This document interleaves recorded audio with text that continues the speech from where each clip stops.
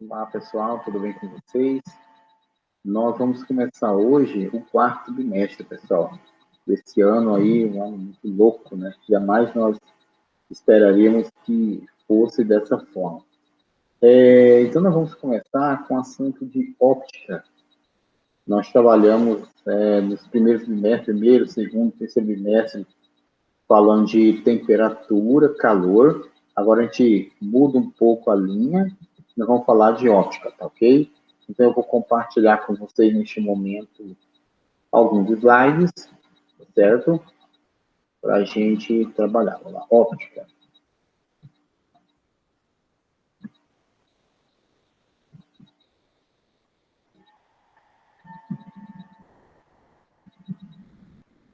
Pessoal, então, a óptica, nós vamos trabalhar. Esse assunto é um assunto que cai muito no Enem, então quem vai fazer o Enem é bom ficar de olho, tá?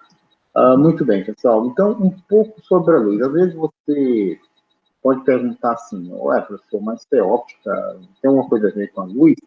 Tem tudo a ver com a luz, pessoal, porque nós só enxergamos os objetos, né, graças à luz que eles refletem, né? E óptica tem a ver com olhos, né? Às vezes você vai na óptica fazer aí um exame, né? É um exame oftalmológico, então nós precisamos entender que a luz está intimamente ligada com a óptica, tá ok? Então a pergunta é: o que é a luz? Essa pergunta, ela perdurou durante muito, mas muito, muito tempo mesmo. Desde Pitágoras, Platão, Sócrates, até os filósofos, eles queriam saber o que era a luz. E aí existiam, assim, muitas indagações, né? Alguns diziam, assim, que a luz, elas era emitida dos objetos, né? Outros diziam que a luz ela saía dos nossos olhos. Enfim, ficou esse blá blá blá durante muito, muito tempo.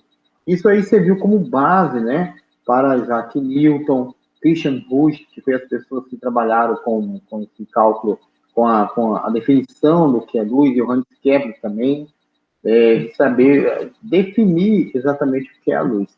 E nós vamos ver que a luz, pessoal, ela tem um comportamento ondulatório, um comportamento corpuscular. Nós não vamos entrar muito em questão aqui, porque hoje o nosso objetivo é apenas falar da óptica geométrica, que trata de alguns fenômenos ópticos. Então, por motivos didáticos, o estudo da óptica é dividido em duas frentes, as chamadas óptica física e geométrica. A óptica física ela estuda os fenômenos luminosos, cujo caráter são ondulatórios. E a óptica geométrica, ela estuda os fenômenos ligados à propagação da luz em diferentes meios. Hoje nós vamos estudar ela, a óptica geométrica, ok? E aí mais para frente vamos estudar os fenômenos luminosos, né? A refração, a reflexão, a polarização. São fenômenos, né? Que aí é apenas o caráter, no caso, ondulatório para explicar, né? Quando a gente estiver trabalhando com ondas, a gente vai falar melhor sobre isso aí, certo? Então, esse vai ser o assunto que nós vamos estudar, a óptica geométrica. Pois bem, ainda sobre a luz, pessoal, porque então a luz, a grosso modo, é o agente responsável por nossas sensações visuais. A gente estuda em ciência, né, lá no sexto ano, sétimo ano, talvez até antes, né? Os cinco sentidos. E a luz, ela é o principal responsável por nossas sensações no mundo ao nosso redor. Agora, do ponto de vista físico, a luz é uma onda eletromagnética cuja frequência é visível ao olho humano, né? Aí tem uma figurinha aí, pessoal, essa figura, essa aqui que eu me refiro, a luz é uma onda eletromagnética cuja trajetória tem campos elétricos e magnéticos perpendiculares entre si. Não vamos entrar muito em questão agora, porque onda eletromagnética, campo magnético e campo elétrico são assuntos lá do terceiro ano que você vai estudar a fundo ano que vem, tá certo? Mas o que nós precisamos entender aqui é que a luz é uma onda eletromagnética. E a luz, ela consegue se propagar no vácuo em qualquer lugar, tá? Claro, desde que seja transparente, né? Continuando ainda, pessoal. Fontes de luz. Então, o que são fontes de luz? São corpos que emitem luz, né? Bem simples.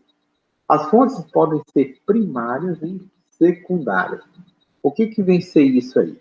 As fontes primárias são representadas pelos corpos que emitem luz própria. Nós temos um exemplo aí daqui a pouquinho, né? Já no caso das fontes secundárias, são os corpos que recebem luz de outras fontes e enviam de volta uma fração dessa luz, ou seja, são corpos iluminados. Então, as fontes primárias, já que fala de que emitem luz própria, né? O sol, uma vela acesa, uma lâmpada acesa, elas produzem luz própria, né? Ah, professor, mas a lâmpada ela depende da energia elétrica. Sim, é verdade. Só que essa luz ela não pega de ninguém, tá? Ela mesma, ela, no caso, ela emite a luz própria, tá? Aí tem outros exemplos aqui, ó. Estrelas, né? Lâmpada acesa, são fonte primária. A lua, né? A gente sabe que a lua a lua está linda, a luz da lua é linda, só que é uma luz refletida do sol, né, pessoal? Uma lâmpada apagada também, né? São fontes secundárias. Então, para resumir, fontes primárias são, nesse caso, são luz, são corpos que emitem luz própria, e fontes secundárias que elas recebem luz de algum outro corpo e reflete uma fração dessa luz, ok? Continuando, fontes pontuais e extensas. Quanto ao tamanho das fontes de luz, podemos separá-las em dois tipos: fontes pontuais e extensas. As fontes pontuais também são conhecidas como fontes pontiformes, né? O que seria uma fonte pontual, pessoal? É uma fonte pequena em comparação ao observador. Exemplo, vela acesa, uma pequena lâmpada incandescente acesa, né? Aquele filamento de tungstênio, né? Então, em relação a nós, quando eu falo observador, eu me comparo a um ser humano, né?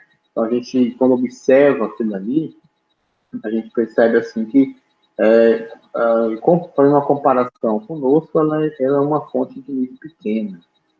Já a fonte extensa, grande em comparação ao observador. Exemplo, sol, uma lâmpada fluorescente, acesa, próximo ao observador. Aí alguém pode falar, professor, mas de longe o sol parece pequeno. Mas a gente considerar os raios do sol, ele pega toda a região terrestre, claro, aquela região que ele está iluminando. Então, é uma fonte extensa, né? Ao contrário, por exemplo, de uma vela acesa, por exemplo, né? Uma lâmpada fluorescente acesa próximo ao observador.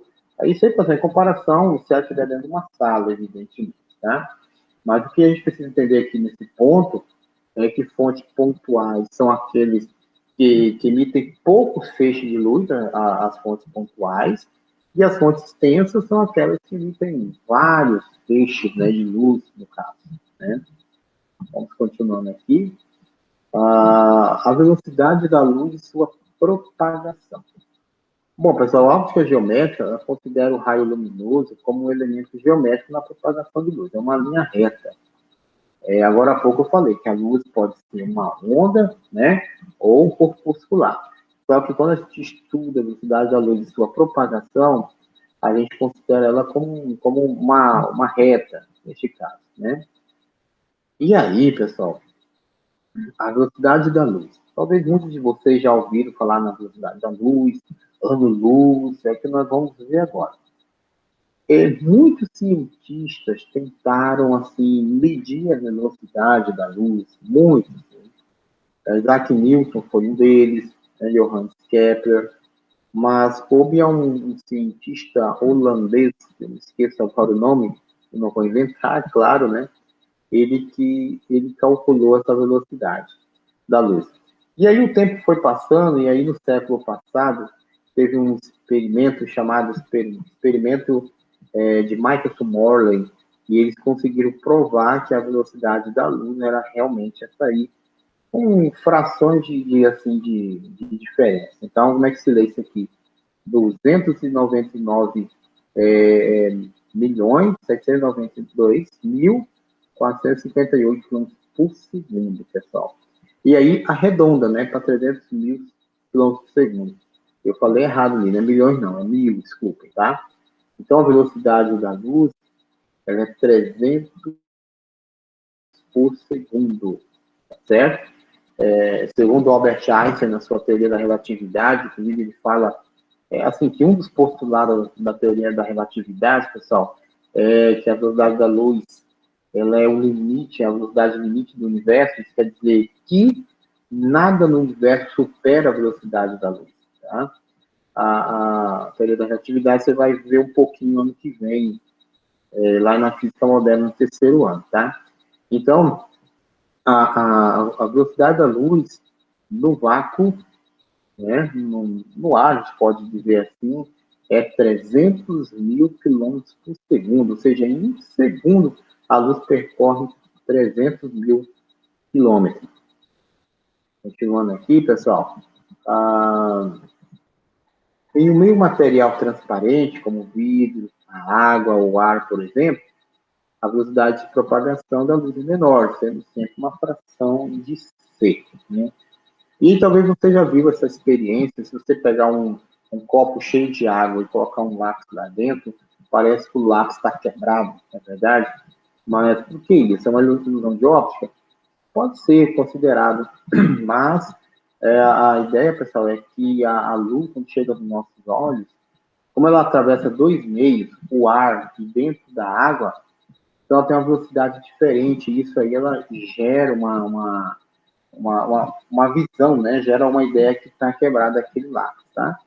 Então, em qualquer meio transparente, né? Vidro, plástico, água, o ar, né?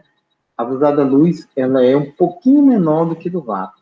Inclusive, no ar, ela chega a ser só um pouquinho menor, porque o ar o ar, na verdade, o vácuo, né? No caso, é uma ausência de tudo, né, pessoal? Então, pelo fato de ser muito rápida, a luz é utilizada para medir grandes distâncias, determinando-se o espaço percorrido por ela em certo tempo. Mas muitas pessoas assim, já ouviram falar, né? Vocês também, provavelmente, ano-luz. Por exemplo, aquela estrela, ela está a 4.000 anos-luz de nós. Né? O que quer dizer isso? Então, pessoal, ano-luz, ela é uma unidade de distância, tá? Cuidado se isso cair no Enem. Teve um ano aí que caiu uma questão do Enem usando uma música do Gilberto Gil. Gilberto Gil compôs uma música falada no ano luz, e aí pedir para o aluninho lá, para o candidato colocar, né, que o que era o ano luz? Era uma unidade de quê? Né? É claro que o Enem mudou a sua configuração, mas é algo que cai muito no Enem, a questão de óptica, velocidade da luz, essas coisas aí, tá? Então, pessoal, o que é um ano-luz? Define-se ano-luz como uma unidade de medida de comprimento, distância, né? Usada principalmente na medição de distâncias astronômicas, o que é isso? Distâncias grandes, que corresponde à distância percorrida pela luz no vácuo em um ano. E aí você pensa bem, agora há pouco nós falamos que a velocidade da luz é 300 mil quilômetros por segundo. E se eu perguntar para você, quantos quilômetros a luz percorre em um ano? O que eu tenho que fazer? Muito simples. É saber quantos segundos tem um ano. Aí você multiplica por esse valor 300 mil, aí você acha a distância que a luz percorre em um ano, tá, pessoal? Continuando aqui, então, um ano-luz, como eu falei para vocês, é 9,5 vezes 10 a 12 quilômetros, né? Então, o que é um ano-luz? É a distância que a luz percorre no intervalo de um ano. E esse um ano, pessoal, claro que tem um ano bissexto, né? Tem um ano comercial, mas esse ano, quando se fala em física em ano, a gente está supondo que o ano é de 365 dias, tá bom? Então, um ano-luz é igual a 9,5 vezes 10 a 12 quilômetros. Eu gostaria que você refletisse nesse expoente aqui, pessoal, 12. O que significa 10 elevado a 12? Significa 12 zeros depois de 9,5. Então, é muito, mas muito quilômetro rodado aí, entendeu? Então, quando a gente fala assim, que uma estrela está a 5 anos-luz, eu pego 5 e multiplico por esse valor aí. Tá o quê? Das quase 50 vezes 10 a 12 quilômetros. Então, é muito longe, é muito longe. Muitas estrelas, pessoal, e está emitindo, o brilho está chegando nos nossos olhos, só que ela já morreu já, porque saiu de lá há tanto tempo, né? Há milhões de anos-luz, já saiu de tanto tempo, chega nos nossos olhos, só que ela já morreu faz tempo, né? Então, assim, essa é uma unidade muito importante para medir distâncias astronômicas, ok? 1 ano-luz é igual a 9,5 vezes 10 a 12 quilômetros. Como é que chegamos a esse resultado? Foi aquilo que eu falei agora há pouco. Ora, se a luz percorre 300 mil quilômetros em um segundo, para eu saber quanto ela percorre em um ano, eu preciso saber quantos segundos tem um ano. Aí depois eu multiplico, tá? Tá assim. Bom, pessoal, aí agora, para fim didático, a velocidade da luz é colocada em notação científica. E eu quero chamar a atenção de vocês numa seguinte situação. Tem que provar, pessoal, que no nono ano, no primeiro ano, de matemática, você viu isso aqui, notação científica, tá?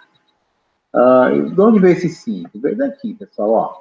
1, 2, 3, 4, 5. Como a vírgula andou para a esquerda, o expoente sempre é positivo. Fica 3 vezes 10 a quinta, ok?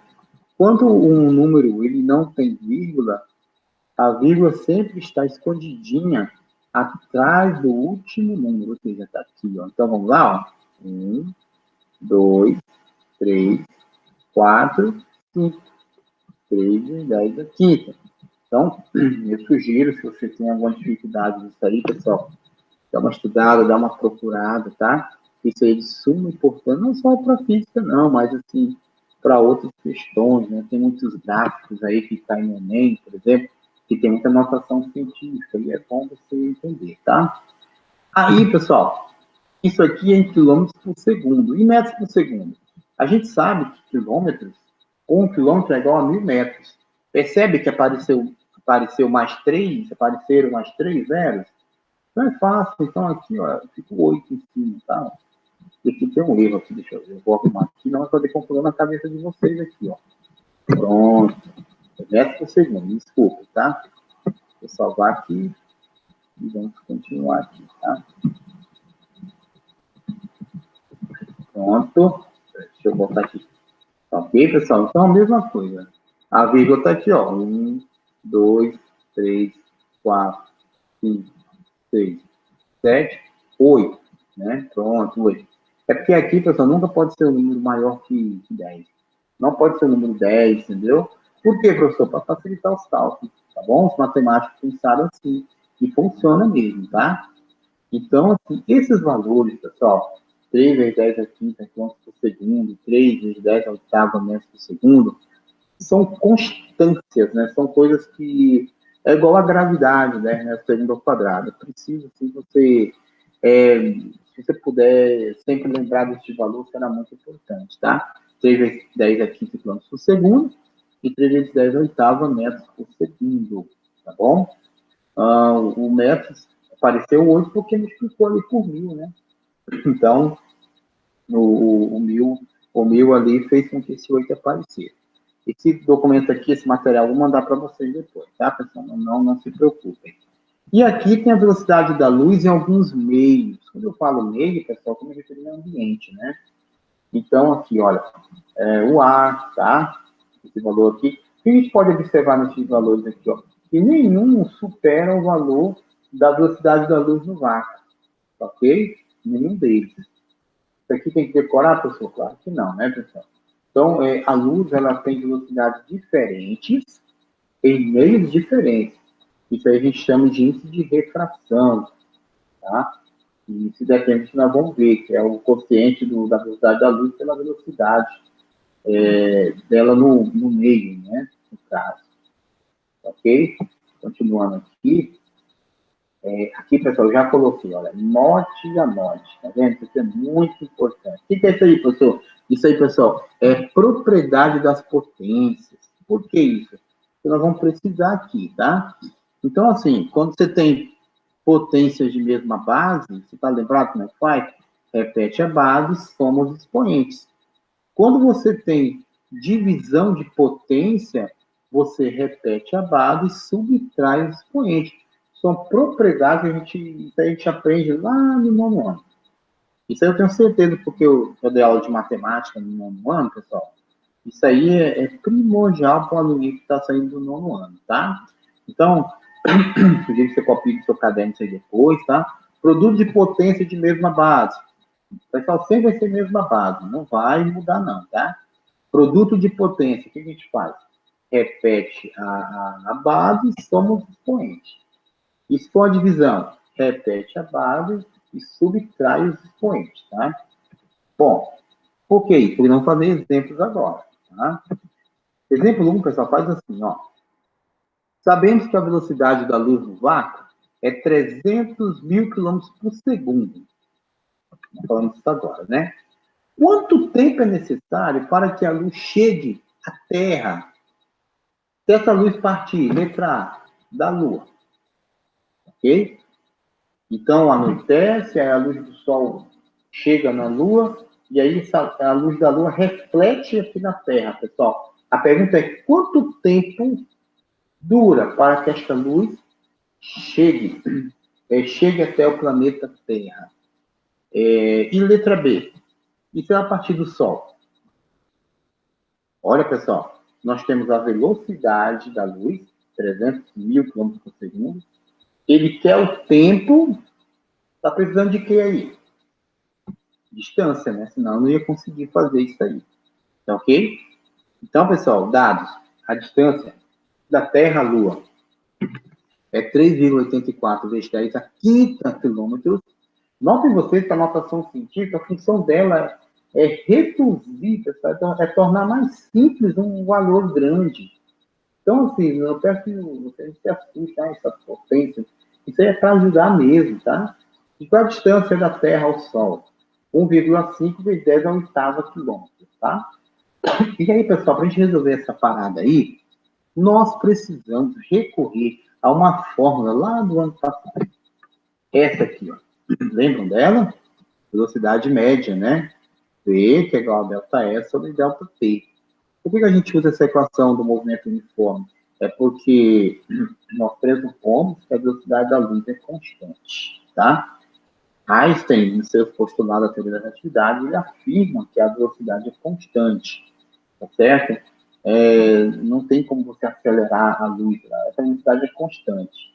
Isso é algo que os cientistas estão estudando até hoje, e eles querem entender por que ela sempre é constante, tá? Foram feitos vários experimentos, e a velocidade da luz, ela é constante, tá? Pessoal, então eu quero encontrar o tempo. Então, se eu quero encontrar o tempo, o que eu faço aqui? Eu pego e isolo o tempo, ok? E aí, segundo ano D.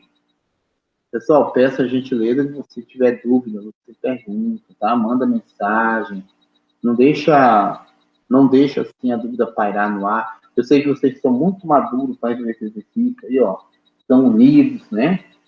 Conseguem resolver, poucos tiram dúvida. Mas se tiver dúvida, pessoal, só mandar mensagem, tá bom? Bom, só que eu estou resolvendo a letra A, né? Eu estou querendo saber quanto tempo é necessário para que a luz chegue à Terra. Então, o que a gente vai fazer aqui? Delta T é igual a delta S sobre V. Quem é delta S, pessoal?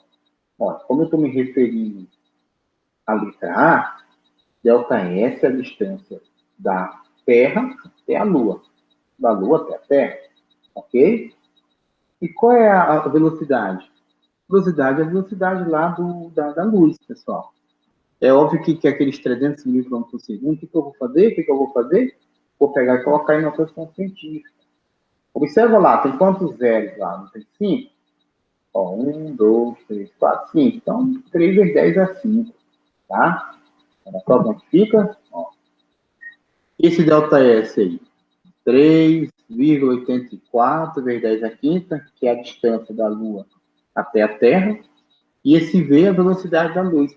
3 vezes 10 aqui, tá? O que a gente faz agora, pessoal? Primeiro passo, não se desespere.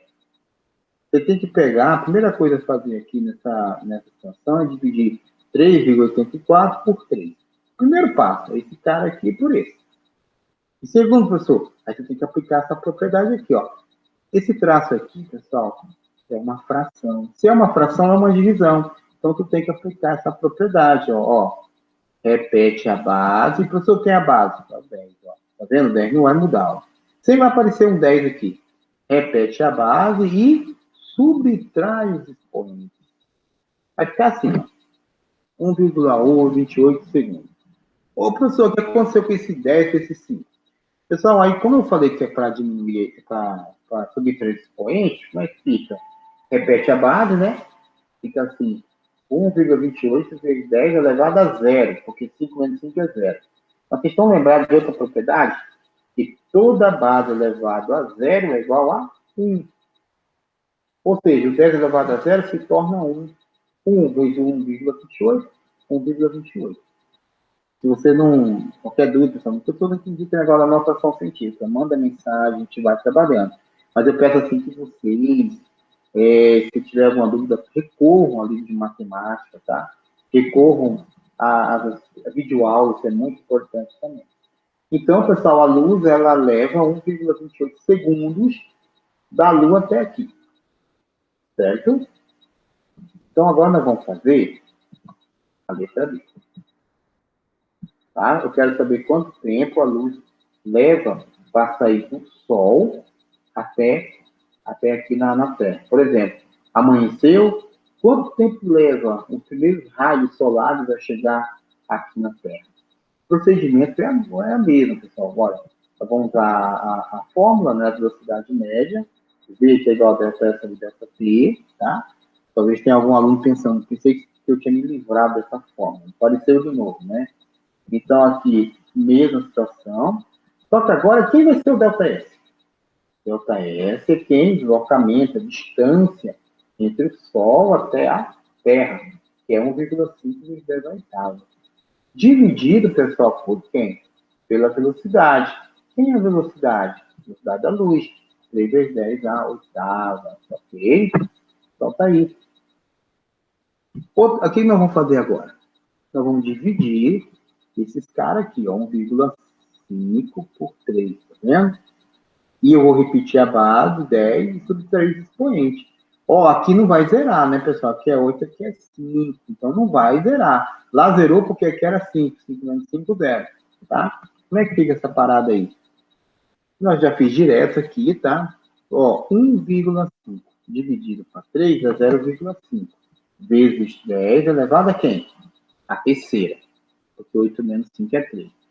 Só que 0,5 elevado à terceira, pessoal, é a mesma coisa de 0,5 vezes quem? 10 vezes 10 vezes 10, porque o expoente é 3, tá? Ou seja, esse 10 ao cubo é igual a 1000. E 1000 vezes 0,5 dá 500. 500 o quê? 500 segundos. E aí, 500 segundos era a resposta final. Acabou, fechou. Só que aí, só para vocês terem uma ideia de quanto tempo os primeiros raios solares chegam à Terra, aí eu calculei em minutos também para vocês verem. Ou seja, os primeiros raios solares, eles levam aproximadamente 8,33 minutos para chegar. Tem até um canal no YouTube, pessoal, chamado Você Sabia? E que ele é muito interessante, são dois cientistas, não sei se é professor, sei que eles são muito bons, né? Eles falam assim, o que aconteceria se o Sol desaparecesse?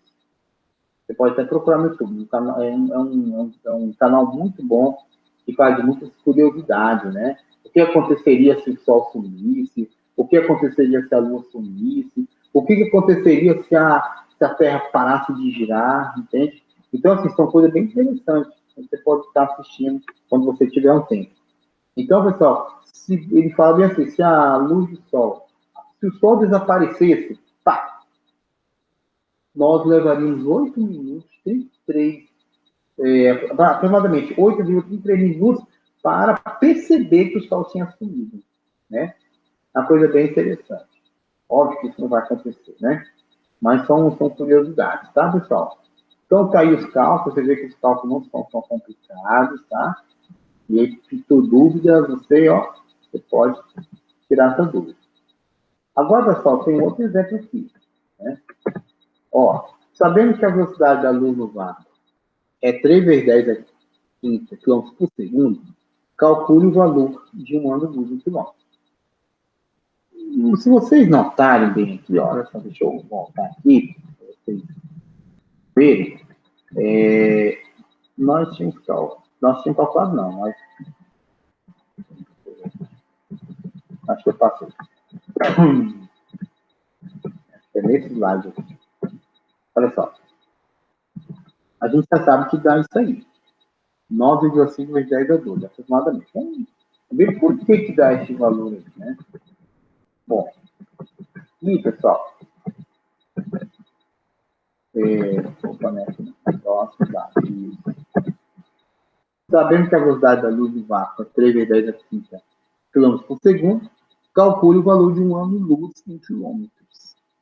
Poderia ser em metros também, aí ali no lugar do 10 a quinta, seria 10 a oitava metros por segundo, tá? Só como eu disse agora há pouco, não é difícil isso aqui, tá? O que você tem que ter? Uma calculadora na mão, senão você vai fazer na mão, vai ficar bem complicado, tá? Então, o que você tem que fazer aqui? Olha, eu sei que a velocidade da luz é 300 mil quilômetros por segundo. O que isso quer dizer? Em um segundo, ela anda, né, ela percorre 300 mil quilômetros. Ora, a pergunta é, peraí, se em um segundo ela anda 300 mil quilômetros, eu preciso saber, então, se eu quero saber um ano-luz, um ano, está falando de ano, pessoal. Então, eu preciso saber quantos segundos tem um ano. E você vai ver que não é tão difícil, ó. Primeiro, eu começo lá no fundamental. O que é isso, fundamental? Eu começo que 1 minuto, pessoal, precisamos saber quantos segundos tem um ano, né? 1 minuto tem 17 segundos. Aí ninguém discorda, né? Aí o que eu vou fazer a partir de agora? Eu vou progredir isso aí. Se 1 minuto é igual a 60 segundos, 1 hora tem 60 minutos.